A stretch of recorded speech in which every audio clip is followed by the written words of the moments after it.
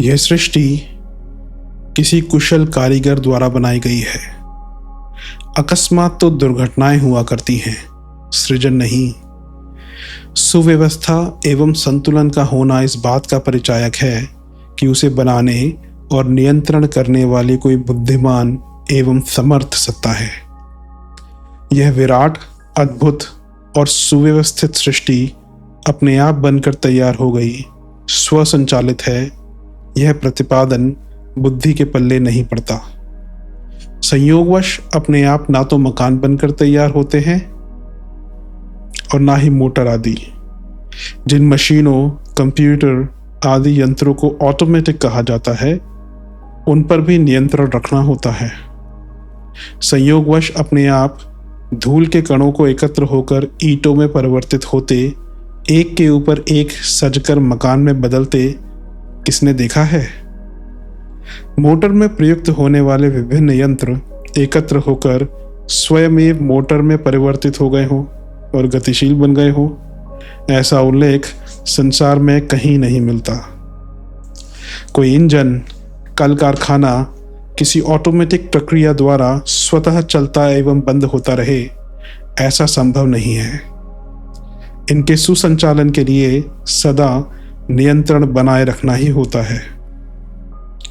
वह समय अब पीछे छूटता जा रहा है जब विज्ञान अपनी बाल बुद्धि के सहारे यह कहता था कि सृष्टि अपने आप बनकर तैयार हो गई और ऑटोमेटिक प्रक्रिया द्वारा गतिशील है। संसार के मूर्धन्य वैज्ञानिकों ने अपनी सूक्ष्म खोजों के उपरांत यह घोषणा की है, सृष्टि रचना एक संयोग नहीं, बुद्धि का चरम आविष्कार है। उसका सुसंचालन कोई अदृश्य किंतु सर्वसमर्थ मस्तिष्क कर रहा है। खोजने पर उस समर्थ सत्ता के अनेक प्रमाण हमारे चारों ओर बिखरे मिल जाएंगे।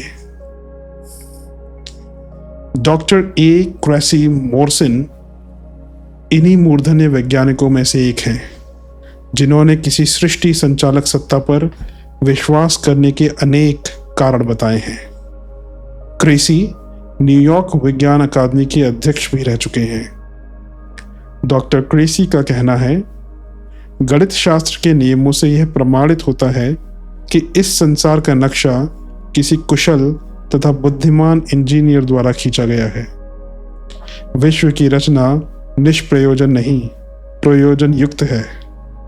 इसका प्रमाण है कि जीव जगत के लिए पृथ्वी पर अनुकूल वातावरण का होना।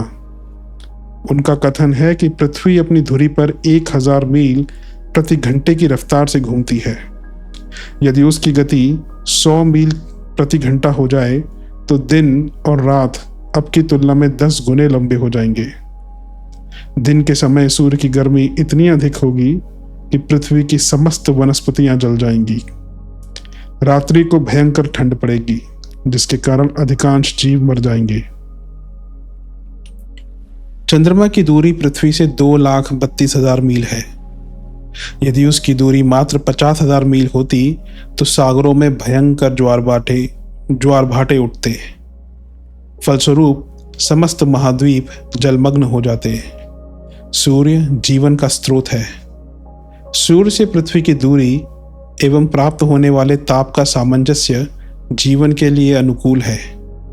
यदि सूर्य का ताप घटकर आधा शेष रह जाए तो पृथ्वी के सारे प्राणी जम जाएंगे। तापक्रम आधा और बढ़ जाए तो सब जल भुनकर समाप्त हो जाएंगे। पृथ्वी 23 डिग्री के कोण पर झुकी है। इस कारण अनुकूल ऋतुएं मिलती हैं। यह झुकाव ना होता तो समुद्री भाप उत्तर से दक्षिण तक फैल जाती और सर्वत्र बर्फ के महाद्वीप बन जाते। वायु में ऑक्सीजन एवं कार्बन डाइऑक्साइड गैस के संतुलन में सागरों की गहराई का हाथ है। यदि सागर अधिक गहरे होते तो इन गैसों के अभाव में वनस्पतियों का अस्तित्व नहीं बचता। अंतरिक्ष वायु सुरक्षा कवच पतला अथवा हल्का होता तो अगणित उल्काएं नित्य ही जलती हुई पृथ्वी से आ टकराती और समस्त भूसंपदा को भस्मीभूत कर देती। हर दृष्टि से पृथ्वी पर अनुकूल, सुरक्षित एवं सुव्यवस्थित वातावरण का होना इस बात का प्रमाण है कि कुशल हाथों से किसी समर्थ सत्ता ने इस सृष्टि की रचना की है। संचालन एवं नियंत्रण की बागडोर भी उसी के हाथ में है। डॉक्टर क्रेसी का कहना है कि सर्वत्र वह सत्ता शक्ति के रूप में क्रियाशील है। जीवन उसका ही स्वरूप है। भार, लंबाई, चौड़ाई अथवा ऊंचाई से रहित होते हुए भी वह जीवन शक्ति से ओतप्रोत है।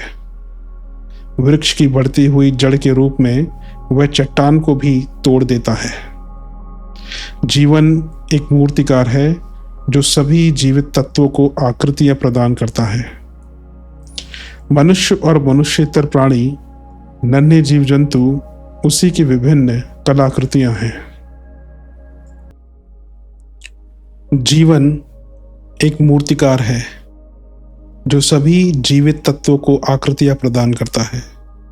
मनुष्य और मनुष्येतर प्राणी, उन्हें जीव जंतु उसी की विभिन्न कलाकृतियां हैं। जीवन एक चित्रकार है जो वृक्ष वनस्पतियों को एक सुनिश्चित रूप देता, पुष्पों में रंग भरता, अपनी सुरभि से उन्हें सुरभित करता है। वह एक संगीतकार है जिसका संगीत चिड़ियों के माध्यम से गुंजित होता है। वह एक रसायन तत्वज्ञ है जो फलों, अन्न एवं सब्जियों में विविध प्रकार का स्वाद भरता है। क्षुद्र प्रोटोप्लाज्म अपने अंदर जीवन की असीम संभावनाएं छिपाए हुए हैं। वृक्ष वनस्पतियों से लेकर क्षुद्र जीव जंतु, पशु पक्षी और मनुष्य तक इसी नगण्य द्रव से अपना स्वरूप प्राप्त करते हैं। क्षुद्र और महान सभी प्राणी इससे ही जीवन ग्रहण करते हैं।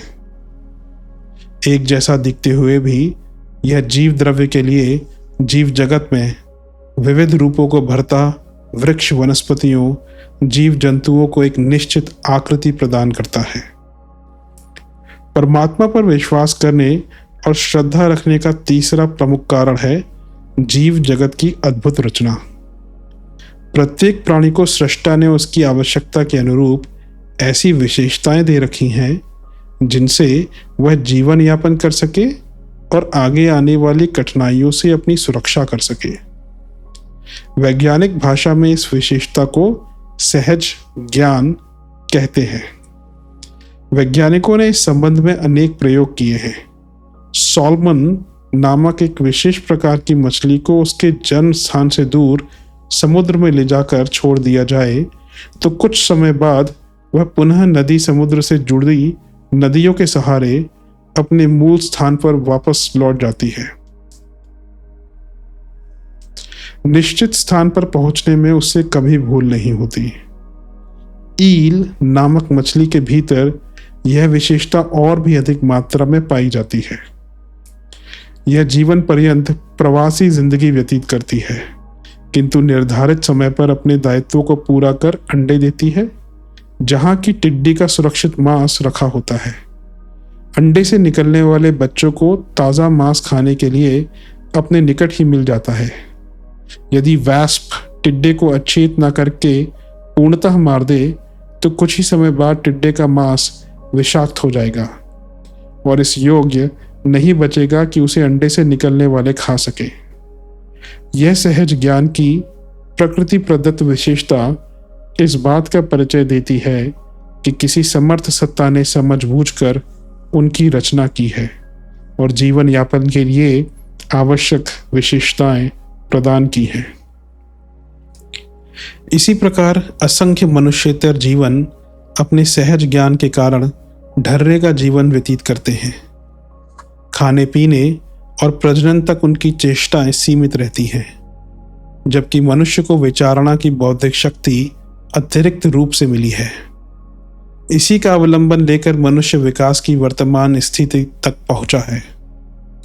प्रत्येक जीव के लिए समुचित आहार की पूर्व व्यवस्था का होना भी इस बात का प्रमाण है कि किसी अदृश्य सत्ता ने प्रत्येक जीव की आवश्यकता के अनुरूप ऐसी सुविधाएं दे रखी हैं जिनसे वह भली भांति अपना भरण पोषण कर सके। मां के गर्भ में पलने वाले असहाय अबोध शिशु तक को पोषण करना प्रकृति के द्वारा दिया जाता है। शाकाहारी और मांसाहारी जीव प्रकृति संपदा से अपने अपने अनुरूप आहार प्राप्त करते रहते हैं। नभचर, जलचर और पृथ्वी पर रहने वाले समस्त जीव जंतुओं को उनके अनुरूप भोजन प्राप्त हो जाता है। प्रकृति के कार्य भी यह प्रमाण देते हैं कि सृष्टि की रचना किसी दूरदर्शी सत्ता ने की है।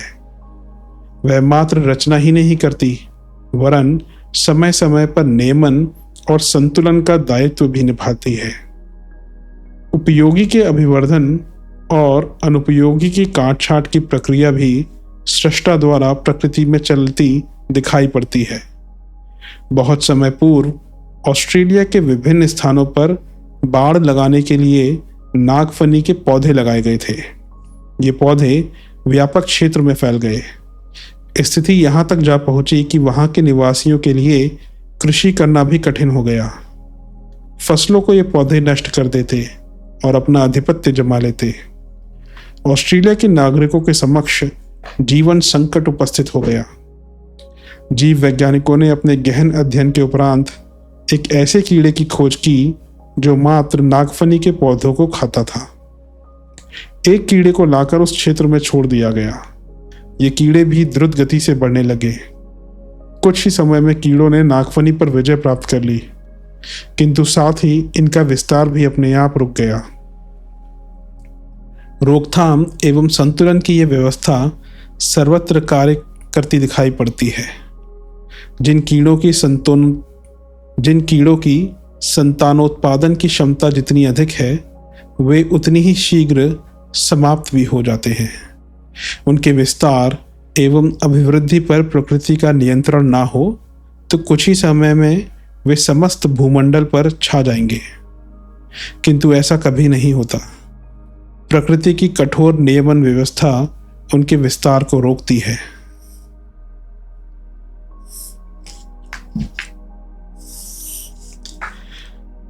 नियामक सत्ता के ऐसे अनेक प्रमाण हमारे चारों ओर बिखरे पड़े हैं, जिनके द्वारा उसके अस्तित्व का सहज ही अनुमान लगाया जा सकता है। प्रत्यक्ष दिखाई न पड़ना ही उसके ना होने का प्रमाण नहीं है। दिखाई तो स्थूल वस्तुएं पड़ती हैं, शक्तियां नहीं। परमात्मा एक शक्ति है, कोई व्यक्ति अथवा वस्तु नहीं। बिजली, ऊष्मा, गुरुत्वाकर्षण, चुंबकत्व जैसी शक्तियां प्रत्यक्ष कहाँ दिखाई पड़ती हैं? उनकी प्रतिक्रियाओं द्वारा उनका प्रमाण मिलता है। दिखाई न पड़ने मात्र से कोई उनके अस्तित्व से इनकार नहीं करता। परमात्मा भी शक्ति के रूप में सर्वत्र क्रीड़ा कल्लोल कर रहा है। सृष्टि की सुव्यवस्था और सुसंचालन उसी सत्ता का अकाट्य प्रमाण है।